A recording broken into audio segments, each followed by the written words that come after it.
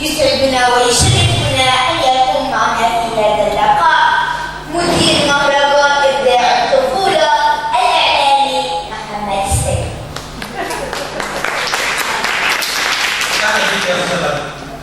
ممكن نتعرف على حضرتك أكثر؟ أنا اسمي محمد السيد، مواليد 24/3 سنة 1975. اتخرجت في كلية تجارة جامعة القاهرة سنة 2000، أكثر 3 سنين عن دفعتي. التحقت بالقوات المسلحة ضابط احتياط، وكان ليا شرف كبير جدا إن أنا التحقت بالقوات المسلحة، وخدمت في الإسماعيلية في الجيش الثاني، وخدمت في سينا، وفي نهاية خدمتي خدمت في القاهرة. وكان من حسن حظي إن أنا رحت تقريبا 8 مرات استدعاء. تقريبا صف الضابط اللي كان بتاع الاستدعاء كان بيبعت الكشف هو فاحنا وصلنا لحد 46 بنروح استدعاء واحنا مش عارفين ليه. انا بشتغل في التسويق الماركتنج، بيكونوا شاطر جدا. بشتغل مع شركات كتيره قوي موجوده البيزنس الاصلي بتاعي.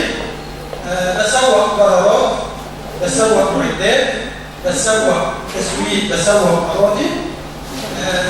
ساعات بستخدم الاعلان بتاعي في تصوير فيديوهات على قناه اليوتيوب وعلى السوشيال ميديا كدعايه وتسويق الشركات، ودي حاجه اول مره اقولها وانا كتير قوي. لان في ناس بتقعد تسالني انت بتشتغل ايه؟ فبقول لهم انا بشتغل 1 2 3 4 5.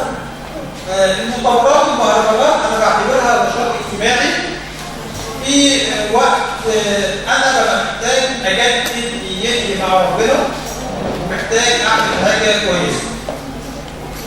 بدات على السوشيال ميديا من 2010، لان السوشيال ميديا كلها انتشرت بشكل كبير جدا في 2011 بعد ثوره يناير. احنا كنا موجودين قبلها بكتير جدا، لان كنا بنتعامل بالايميلات في وقت ما كانش لسه السوشيال ميديا انتشرت والنت انتشر، ولكن احنا كشركات كنا بنتعامل مع الايميلات. في وقتها كل الناس خلي بالكم في 2020 و2030 هتبقى السوشيال ميديا هي الحاجه الاساسيه، ولكن انا دلوقتي بقول لهم خلي بالكم السوشيال ميديا قدامها كمان 5 سنين وهيطلع حاجات جديده.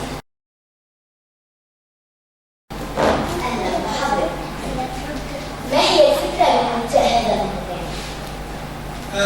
احنا من 2012 بنعمل انشطه اجتماعيه ثقافيه فنيه، ولكن بنشترط ان النشاط بتاعنا يكون بشكل محترم، بشكل جميل. انشانا مجموعه مهرجانات. ابداع الطفوله هو امتداد لصوت المستقبل. مهرجاننا الاساسي للاطفال اسمه صوت المستقبل. لما حبينا نجدد قلنا نعمل ابداع الطفوله. صوت المستقبل بادئ من 2014، كان في مكتبه المستقبل في مدينه مصر، ودي الدوره الثالثه. يمكن البانر مكتوب عليه الدوره الثانيه لان هو الدوره الثالثه. عملنا دورتين. الدوره الاولانيه كانت رائعه جدا في مركز التعليم المدني، وهقول السر ما كنتش حاجه اقوله. لما اعلنا عن الدوره الثانيه اللي كانت 4 يوليو، في نفس الاسبوع شاعر كبير جدا اعلن عن المهرجان بتاعه، وطلب من الاولاد اللي هيحضروا المهرجان بتاعه ان هم ما يحضروش المهرجان بتاعنا اللي هنقضيه كام يوم. عايز اقول لاولادي وللناس اللي موجودين معانا سر دايما الخطه البديله. الخطه البديله يعني لما بكون حاجز قاعه في مكان معين يملكها، فيكون عندي قاعه بديله ربما القاعه الاساسيه يحصل فيها اي حاجه، وبتحصل معانا كتير جدا في قاعات الوزارات. احنا اسفين معالي الوزير محتاج القاعه في اليوم دوت، مش هقدر اتكلم. يبقى قدامي حل من 2، يا اغير معاه يا اغير المكان. غالبا بغير المكان. فكانت الخطه البديله في المهرجان الثاني طالما الشخص دوت اعلن وقال للولاد اللي هيحضروا المهرجان بتاعه ما يحضروش عندي، فاحنا قلنا خلاص يا جماعه احنا هنعمل المهرجان بتاعنا انشاد ديني. والقاعه كانت مليانه على اخرها اطفال منشدين دينيين، والمهرجان حقق نجاح كبير جدا. ده مهرجان بتاعنا. طب ما هي رأي حضرتك في المواهب؟ اولا الطفل بيتولد موهوب، سواء يكتسب الموهبة دي في الوراثة، ودي حاجة موجودة فعلا، جينات الأب والأم بيبقى فيها جينات موهبة، أو بيكتسبها بالتعامل مع المجتمع، بيبدأ يسمع أغاني، بيسمع حاجات في التلفزيون، بيسمع حاجات في الشارع وابنه بيسجلها فبيبدأ يتابعها، أو بيشوف بعينيه حركات يبدأ يقلدها، أو بتيجي بالتدريب. يبقى عندي 3 حاجات، يا إما وراثة، يا إما اكتساب شخصي للطفل، يا إما بالتدريب. ولو اختاروا ال3 حاجات دول بيبقى الطفل موهوب. طيب أقول لك قبل ما تقفلي أقول لك على سر هيحصل لأطفالنا. أنتوا هتوصلوا لسن معين ولازم إبداعكم يتغير علشان محدش يضحك عليكم ويستغلكم. انتوا النهارده انا بستضيفك كإلقاء شعر، انا عايز المهرجان الجاي استضيفك ككاتبة شعر، تقولي شعرك انت شاطره قوي في الاعلام، تعملي برنامج.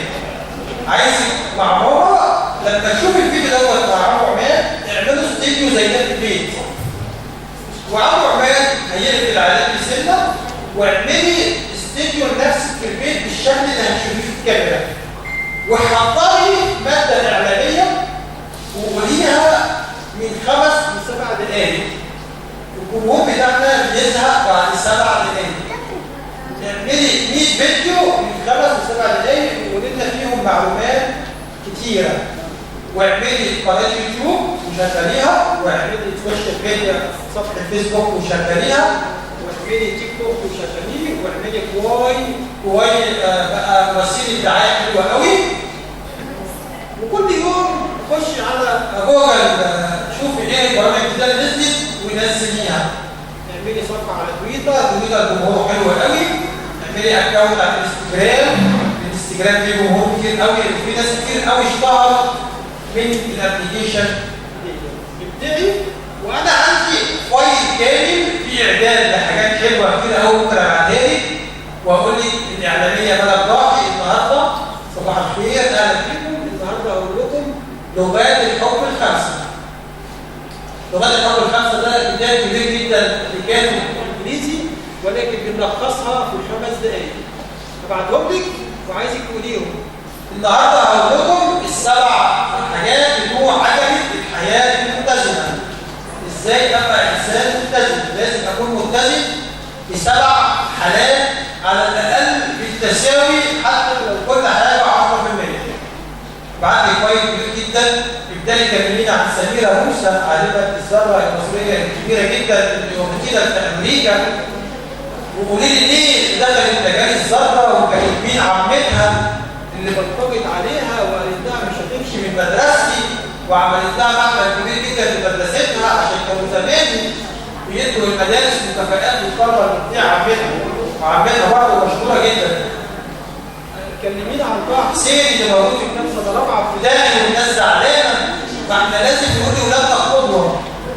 عايز 2023 قبل ما تخلص هلاقي 100 فيديو للاعلانيه ملك ضاحي. شكرا ليكي، طولت عليك. شكرا. سبب كده اول الاعلانات ملك ضاحي. كانت معكم الإعلامية الصغيرة أكبر حاجة بقى عايز أقول لك بعد ما خلصنا وتسمعي كلامي.